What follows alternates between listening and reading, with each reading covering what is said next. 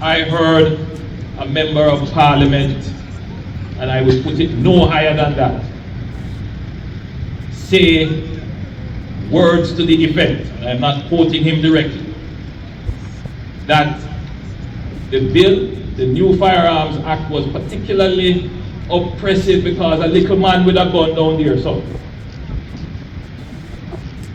That idea is destructive.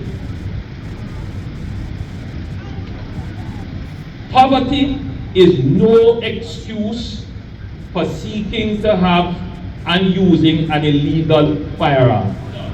For these young recruits who have come here today to offer their lives, and who will probably have to face that little young man outside here with the gun.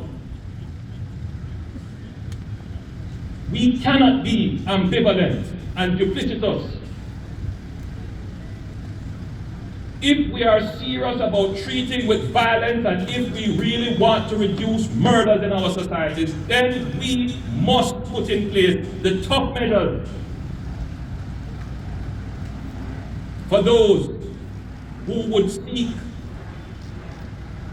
to traffic, trade, possess, and use illegal firearms in our country. I ask every well-thinking Jamaican to stand with me today against those who would seek to create excuses for our young men and women to take up and use illegal firearms. There is no just reason to have an illegal firearm in this country. None. There are no freedom fighters here. There is no rebellion force here. Every Jamaican must be a law-abiding citizen.